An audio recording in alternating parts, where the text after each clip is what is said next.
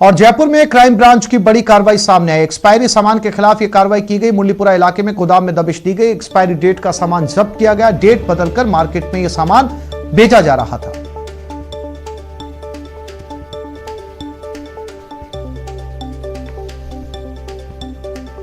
और इसी खबर पर ज्यादा जानकारी के लिए बात करते हैं हमारे संवाददाता सौरभ के साथ। सौरभ, बहुत बड़ी खबर इसे कहा जा सकता है क्योंकि इतना सामान उपभोक्ताओं के अंदर जाता है डेट बदलकर, यानी कि जिस सामान की डेट एक्सपायर हो चुकी है उसे ग्राहकों में यह कहकर बेचा जाता है कि अभी इसकी एक्सपायरी डेट निकलने में बहुत समय बाकी है। जी बिल्कुल, देखिए अभी मुरलीपुरा एक कुकरखेड़ा मंडी है, उसमें एक गोदाम है, उसमें कार्रवाई चल रही है। और जिस प्रकार की जानकारी सामने आ रही है कि खाने पीने का जो सामान था वो जो है वो उसकी एक्सपायरी डेट जो है वो निकल चुकी थी। उसके बावजूद भी उसे बेचने का प्रयास जो है वो किया जा रहा था। और इसमें पोहे, पास्ता, खजूर, इस प्रकार का खाने पीने का जो सामान है वो जो है वो बरामद जो है वो क्राइम ब्रांच की टीम ने किया है। और बताया जा रहा है कि 1400 कट्टे जो पोहे के होते हैं वो जो सामान है वो भी कार्रवाई में पुलिस को मिला है। अभी फिलहाल कुकरखेड़ा मंडी में ये कार्रवाई जो है वो लगातार चल रही है और भी देखना होगा कि और भी क्या कुछ निकलकर इसमें सामने आता है। लेकिन ये बड़ी खबर लोगों के स्वास्थ्य के लिहाज से भी, एक्सपायरी डेट का जो सामान होता है उसे खाना बहुत स्वास्थ्य के लिए हानिकारक हो सकता है। इस लिहाज से ये क्राइम ब्रांच की बड़ी कार्रवाई मानी जाए। सौरभ, इस मामले में किसी की गिरफ्तारी हुई? देखिए अभी तक नहीं हुई क्योंकि अभी कुछ पलों पहले की ही खबर है और अभी क्राइम ब्रांच की टीम जो है वो मौके पर ही है और मौके पर इस वक्त कार्रवाई जो है वो लगातार चल रही है। तो अभी तो ये सामने आया कि 1400 कट्टे जो है वो पोहे के मिले, लेकिन और भी सामान जो है वो बरामद होने की उम्मीद है। तो अभी कार्रवाई जो है वो लगातार जारी है। कुछ दिन और भी क्या कुछ चीजें निकलती है वो अपडेट हो पाएगा। जी सौरभ, जानकारी के लिए धन्यवाद।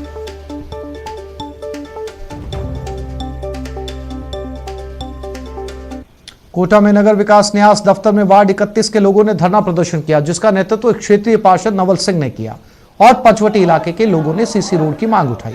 प्रदर्शनकारियों और पार्षद ने नगर विकास न्यास के सचिव चंदन दुबे से मुलाकात की और उन्हें ज्ञापन सौंपकर सीसी सड़क के इलाके में मांग की। वहीं प्रदर्शनकारियों ने चेतावनी दी है कि अगर सड़क का जल्द निर्माण नहीं कराया गया तो दफ्तर के बाहर अनिश्चितकालीन धरने पर बैठेंगे।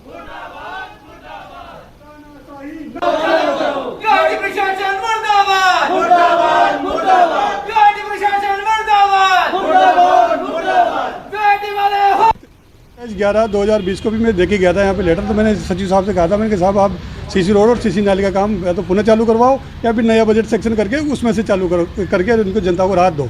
का मामला है ये हमारे वार्ड नंबर 31 का है, पंचवटी नगर का मामला है। तो उसी के लिए दोबारा वापस आज हमें जनता के साथ में आना पड़ा। और अगर सचिव साहब अगर फिर भी कार्रवाई नहीं करते तो मैं यहाँ अनिश्चितकालीन धरना दूंगा, जिसमें इनको या तो बजट देना पड़ेगा, नहीं तो हम सब यहीं रहेंगे रात दिन। और कोई बात नहीं, जो भी सचिव साहब का जो निर्णय होगा वो मान्य होगा। वहाँ पर रोड की हालत इतनी खस्ता है, चारों में रोड बने हुए हैं, सिर्फ एक 400 मीटर का टुकड़ा ही रुका हुआ है। एक साइड में पक्की नाली बनी हुई है सीसी की, चुनाव से पहले, विधानसभा चुनाव से पहले। तो अभी एक साइड में नाली कच्ची है, उसका रोड पर पानी आ रहा है और सीपेज इतना है कि वहाँ डंबर रोड नहीं चलेगा, बिल्कुल भी नहीं चलेगा। हमें वहीं चाहिए सिर्फ सीसी रोड चाहिए, टोटल सीसी रोड। चारों में सीसी रोड बने, बस उस टुकड़े को क्यों डंबर बनाना चाहते हैं। और वो सीपेज इतना है कि 6 महीने भी रोड नहीं चलेगा। अगर नहीं बना तो हम पुनः प्रदर्शन के साथ पूरी बस्ती के लोग यहाँ आके प्रदर्शन करें। ये खबर बीकानेर से, जहां 7वें वेतनमान और प्रोबेशनर्स को लेकर आमरण अनशन शुरू हो गया। स्वामी केशवानंद राजस्थान कृषि विश्वविद्यालय के कृषि वैज्ञानिकों और असिस्टेंट लेक्चरर अनशन पर बैठे हैं। अनशन पर बैठे वैज्ञानिकों ने कहा कि सरकार के आदेश के बाद भी विश्वविद्यालय 7वें वेतन का लाभ नहीं दे रहा, जिससे लोगों को आर्थिक संकट का सामना करना पड़ रहा है। अनशन पर बैठने के बाद भी अधिकारी उनकी बातें नहीं सुन रहे।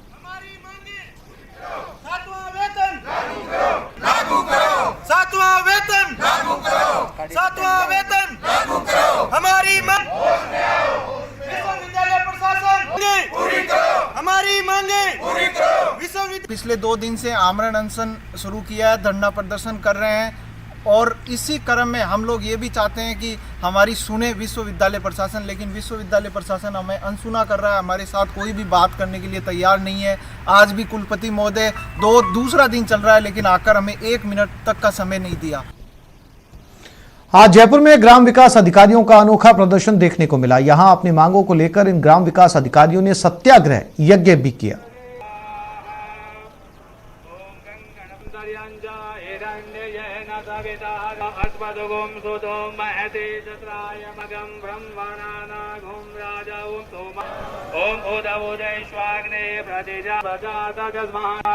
राजस्थान के ग्राम विकास अधिकारी आज आंदोलन पर हैं और इस आंदोलन को लेकर उनकी तरफ से सत्याग्रह यज्ञ का आयोजन भी किया जा रहा है। जयपुर के विद्याधर नगर स्टेडियम में जो तमाम ग्राम विकास अधिकारी हैं प्रदेश के, वो जुटे हैं यहाँ पर। इनकी जो मांगों की यदि बात की जाए तो 3600 ग्रेड पे लागू करने, इसके साथ ही जो इनका वेतनमान है उसमें वृद्धि करने समेत कई मांगे हैं। स्वैच्छिक जिला कैडर परिवर्तन की नीति लागू करने समेत कई मांगे यहाँ पर कर रहे हैं और इसी को लेकर आज अपनी मांगों को लेकर यहाँ पर जयपुर में तमाम जुटे हैं और सत्याग्रह यज्ञ कर सरकार से मांग कर रहे हैं कि सरकार को जो सद्बुद्धि है वो मिले और इनकी जो मांगे है उसे सरकार पूरी करे।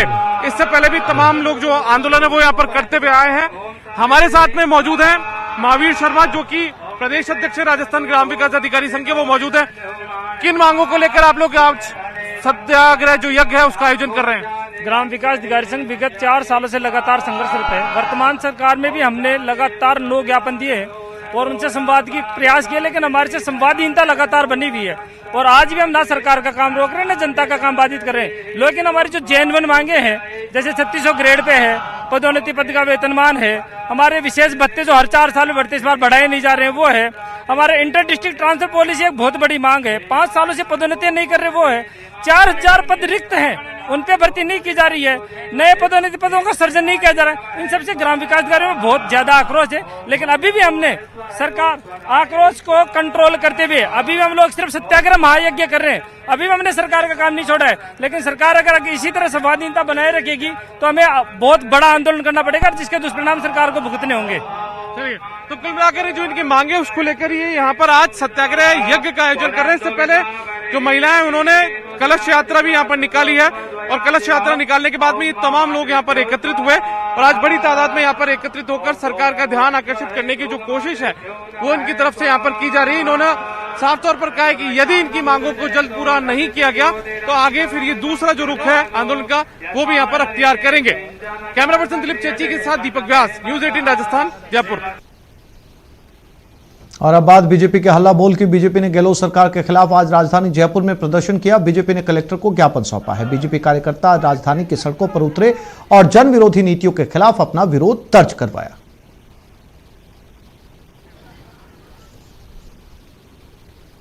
प्रदेश में महिलाओं के प्रति बढ़ते अत्याचार के मामले में आज भाजपा ने हल्ला बोल कार्यक्रम रखा है। इसमें ज्यादातर जो महिला जो कार्यकर्ता हैं बीजेपी की वो इस हल्ला बोल कार्यक्रम में शामिल है। हमारे साथ सबसे पहले आप बताएंगे किस तरह के ये जो आप पूरा आंदोलन कर रही है, क्या मामला है और क्यों किया जा रहा है? राजस्थान में जब से कांग्रेस की सरकार आई है, गवर्नेंस नाम की चीज नहीं बची है। अपराधियों के हौसले इतने बुलंद है कि राजस्थान जो शौर्य और वीरता और महिला सम्मान के लिए जाना जाता था, वहां आज महिलाओं के खिलाफ सबसे ज्यादा मामले हो रहे हैं। पिछले 1 वर्ष में हम देखें तो 80,000 से ज्यादा मामले महिलाओं के खिलाफ दर्ज हो चुके हैं। उसमें से 12,000 मामले दुष्कर्म के हैं। हॉस्पिटल में दुष्कर्म हो जाता है, थानों में दुष्कर्म हो जाता है, दुष्कर्म की रिपोर्ट दर्ज नहीं होती तो परिवार आत्मदाह कर लेता है। और यहाँ तक हो गए हैं अपराधियों के हौसले बुलंद की वो जमानत पे छूटकर बाहर आते हैं और पीड़िता को जिंदा जला दिया जाता है। हम गहलोत जो कि खुद गृह मंत्री हैं उनके इस्तीफे की मांग करते हैं और कुर्सी बचाने वाली सरकार को महिलाओं के बारे में और अपराध के बारे में गवर्नेंस देने का काम। अजमेर के केकड़ी में घंटाघर के नजदीक बने पानी के प्याऊ पर अतिक्रमण का बीजेपी पार्षदों ने विरोध किया। उन्होंने एसडीएम को ज्ञापन सौंपा और जांच की मांग की।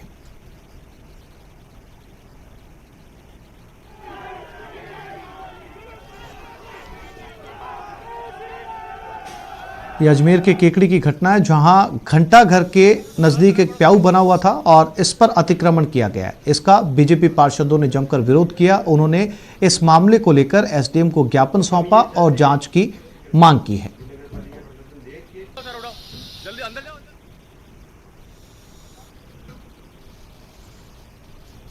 अजमेर शहर में अंडरग्राउंड गैस पाइपलाइन डालने के लिए खुदाई का आपने विरोध किया। आप कार्यकर्ताओं ने इसके विरोध में नगर निगम के बाहर धरना भी दिया।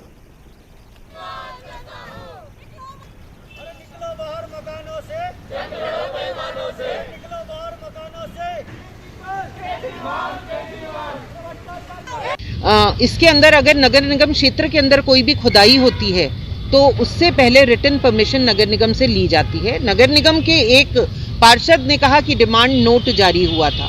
अगर डिमांड नोट जारी हुआ है इसका मतलब ये इनके संज्ञान में था और उस संज्ञान को इन्होंने मतलब उसके ऊपर कार्रवाई नहीं करी। तो अजमेर खुदता रहा, जनता परेशान होती रही, पूरी सड़कें उधड़ी गई हैं, जो रैंप हैं वो तोड़े गए हैं। इन सब चीज़ों के ऊपर इन्होंने कोई भी काम नहीं किया। अजमेर में आज संयुक्त श्रमिक समन्वय समिति की ओर से हड़ताल कर निजीकरण का विरोध जताया गया। समिति के सदस्यों ने केंद्र सरकार के खिलाफ नारेबाजी कर अपना आक्रोश भी दिखाया। नाराज समिति के सदस्यों ने कहा कि वित्त मंत्री की ओर से बजट में कई उपकरणों को निजीकरण करने की बात कही गई थी, जिससे कर्मचारियों में आक्रोश है और वो इस निजीकरण का विरोध कर रहे हैं।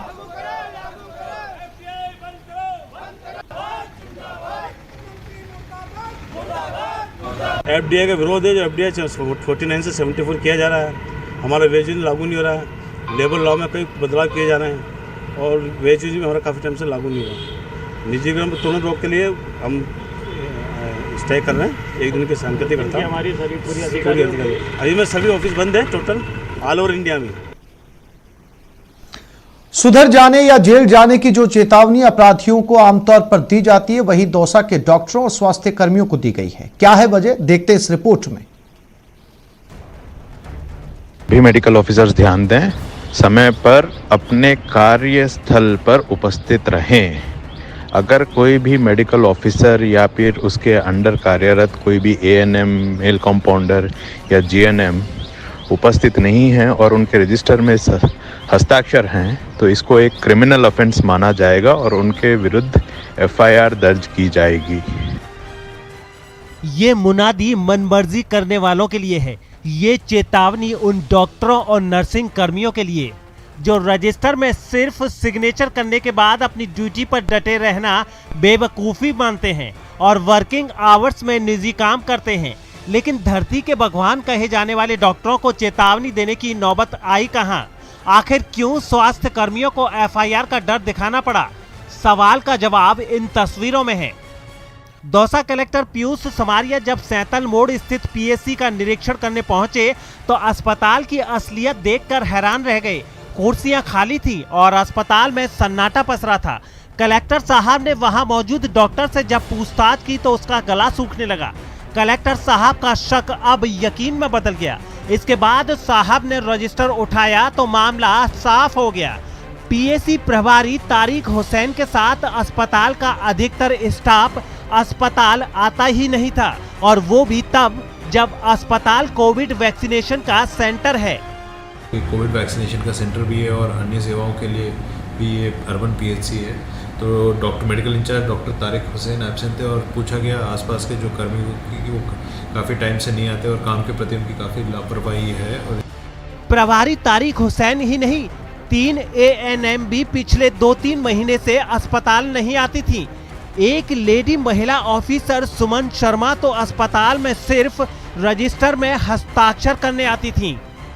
3 अतिरिक्त एएनएम्स थी महिलाएं जो काफ़ी समय से 2-3 महीने से उपलब्ध नहीं है और इसके वजह से पीएचसी का सारा कार्य बाधित हो रहा है। इनके साथ साथ एक लेडी मेडिकल ऑफिसर भी हैं सुमन शर्मा, उनके भी अनुपस्थिति है। कलेक्टर ने लापरवाहों के खिलाफ निदेशालय को रिपोर्ट भेज दी है और जिले के स्वास्थ्य कर्मियों को चेतावनी देते हुए एक ऑडियो भी जारी कर दिया है। संदेश साफ है, सुधर जाएं या सुधार दिए जाएंगे, नहीं तो गैर हाजिरी पर गाज तय है। न्यूज 18 राजस्थान के लिए दौसा से आशीष शर्मा की रिपोर्ट। और ब्रेक के बाद बात सदन में फोन टैपिंग पर संग्राम की। और अब बात फोन टैपिंग पर फसाद की। फोन टैपिंग मुद्दे पर आज फिर विधानसभा में जमकर हंगामा हुआ। बीजेपी विधायक वेल में पहुंच गए और हंगामा करने लगे। हंगामे के कारण सदन की कार्रवाई 2 बार बाधित हुई। उपनेता प्रतिपक्ष राजेंद्र राठौड़ ने कहा कि हमने फोन टैपिंग के मामले की जांच की मांग की थी। फोन रिकॉर्डिंग को सीएम अशोक गहलोत के ओएसडी ने लीक किया था। सरकार की ओर से मंत्री शांति धारीवाल ने मोर्चा संभाला और कहा कि जनप्रतिनिधियों के फोन टैप की बात साबित कर दीजिए। मुख्यमंत्री नहीं, हम सब भी इस्तीफा दे देंगे। धारीवाल की नेता प्रतिपक्ष से तीखी तकरार हुई। शांति धारीवाल के बयान पर बीजेपी विधायकों ने कड़ी आपत्ति की और हंगामा करते हुए वेल में आ गए। हंगामा बढ़ता देख विधानसभा स्पीकर सदन की कार्रवाई स्थगित कर दी गई। झूठ का खेल खेल रहे हैं, हिम्मत नहीं, इस तरीके के झूठे आरोप लगा रहे हो, चाहता क्या देना नहीं है। कि हमारी परंपरा रही है कि हमने किसी भी जनप्रतिनिधि को की कोई निजता न तो पहले भंग की है और नहीं आगे भंग करेंगे। यदि किसी सदस्य को इसमें कोई शिकायत है कि मेरी निजता भंग हो गई है, अध्यक्ष महोदय को शिकायत कर सकता है। हुई है क्या किसी की निजता भंग? तो रुको मत, फिर फटाफट दो दरखास्त। हम लोग सरकार के जवाब से बिल्कुल संतुष्ट नहीं है, क्योंकि जिन पक्षों पर सरकार से जवाब मांगा गया था वो सारे गोलमोल किए गए हैं और सरकार डिफेंसिव मोड पे है, बचाव की मुद्रा में है, क्योंकि सरकार ने पाप किया है। जिस तरीके से सक्षम अधिकारी का सवाल उठाया गया उसका जवाब नहीं दिया कि सक्षम अधिकारी कौन है, क्योंकि एसीएस की डायरेक्शन के बाद में जांच होती है, लेकिन जो अजमेर परिवहन विभाग ने बिना टैक्स चुकाए चल रहे वाहनों पर कार्रवाई करते हुए अब तक 145 वाहनों को जब्त किया है, जिनसे लाखों रुपए का टैक्स जुर्माने समेत वसूला गया। बता दें कि राज्य सरकार ने वाहनों के टैक्स जमा करने की अंतिम तारीख 15 मार्च रखी थी, लेकिन कई वाहन मालिकों ने टैक्स जमा नहीं करवाया। इसको लेकर परिवहन विभाग ने 6 उड़न दस्ते अलग अलग हाईवे और स्टेट हाईवे पर लगाए। साथ ही करीब 50 वाहन अभी भी बिना टैक्स चुकाए रोड पर चल रहे हैं, जिन्हें जब्त करने की कार्रवाई की जा रही है। परिवहन विभाग के अधिकारी ने बताया कि इस कार्रवाई के बाद परिवहन विभाग अब तक 28 लाख रुपए की जुर्माना राशि सहित टैक्स वसूल कर चुका है। जैसा कि आपको विदित है कि मार्च माह चल रहा है, जो राजस्व लक्ष्य के हिसाब से हमें बहुत ही महत्वपूर्ण है। और जैसा कि सर्व विदित है कि पहले जो डेट टैक्स जमा कराने की 25 मार्च हुआ करती थी, आजकल वो सरकार ने 15 मार्च कर दी है। 15 मार्च को टैक्स जमा कराने के अवधि के पश्चात जो वाहन बिना टैक्स जमा कराए चल रहे हैं उन पर विशेष अभियान चलाया जा रहा है। अजमेर के बाटा तिराहे पर उतरने वाली एलिवेटेड रोड को लेकर व्यापारी आंदोलन पर हैं। व्यापारियों ने आज कलेक्ट्रेट पर पहुंचकर चलाए जा रहे हस्ताक्षर अभियान का बैनर कलेक्टर के जरिए सीएम अशोक गहलोत तक भिजवाया। इस बैनर पर 2000 व्यापारियों के हस्ताक्षर हैं। उनका कहना है कि एलिवेटेड रोड को बाटा तिराहे पर नहीं उतारकर मॉन्टीडल ब्रिज पर उतारा जाए। अगर एलिवेटेड रोड बाटा तिराहे पर उतरती है तो केसरगंज को जुड़ने वाली सड़क का अस्तित्व समाप्त हो जाएगा, जिससे उनके व्यापार पर असर पड़ेगा। तो 14-15 फुट में फायर ब्रिगेड की गाड़ी, स्कूल बसों की गाड़ियाँ, जैन समाज का जो महावीर जयंती का जुलूस निकलता है वो भी वहीं से निकलता है, बड़े बड़े रथ निकलते हैं।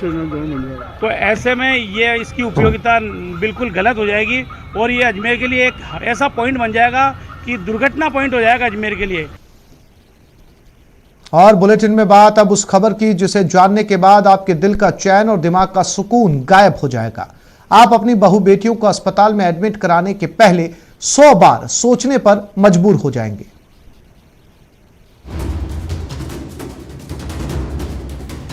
अस्पताल के शैतान की पूरी करतूत बताएं, उससे पहले जरा इस पोस्टर को देखिए। जिस शहर में लगा पोस्टर लड़की से चलती है क्या 9 से 12 पूछने वाले को अपराधी बताता हो, वहां अस्पताल में महिला मरीज के साथ ऐसी हरकत हुई है जिससे अस्पताल में महिला मरीज की सुरक्षा पर सवाल खड़े हो गए हैं। मामला राजधानी जयपुर के एक नामवर निजी अस्पताल शैलवी हॉस्पिटल से जुड़ा है। वार्ड बॉय ने आईसीयू में भर्ती एक महिला मरीज के साथ रात भर छेड़छाड़ की, वो भी तब जब शाम को ही उसकी सर्जरी हुई थी।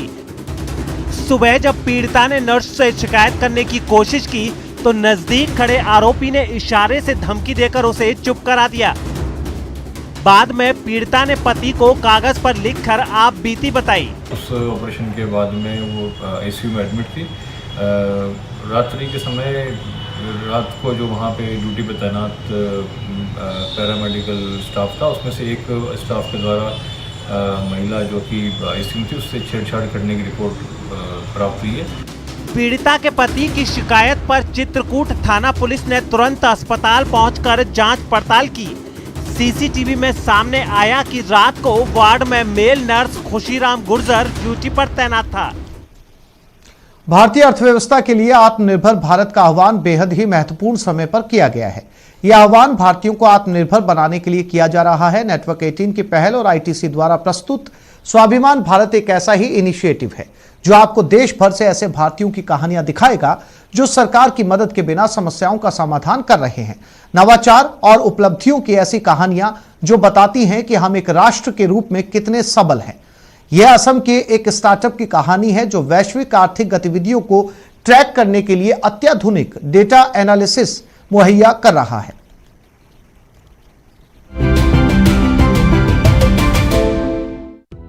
गुवाहाटी स्थित तथ्य अर्थ लगभग रियल टाइम पर आर्थिक गतिविधियों को मॉनिटर करने के लिए उपकरणों का निर्माण करती है।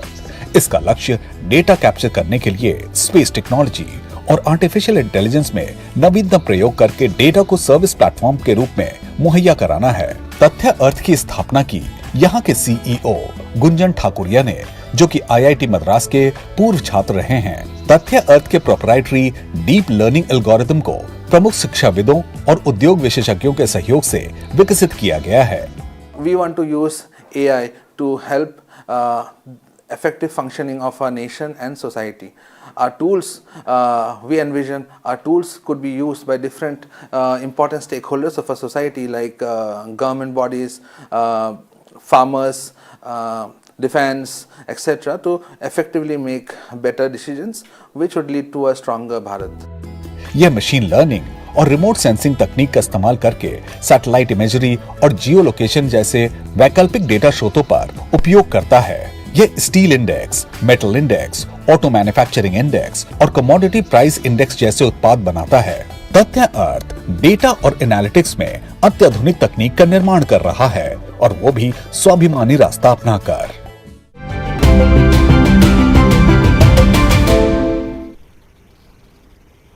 तो इस बुलेटिन में फिलहाल इतना ही। अपने पसंदीदा चैनल न्यूज 18 राजस्थान की ताजा तरीन खबरों को देखने के लिए आप विजिट कर सकते हैं हमारी वेबसाइट news18rajasthan.com पर। नमस्कार।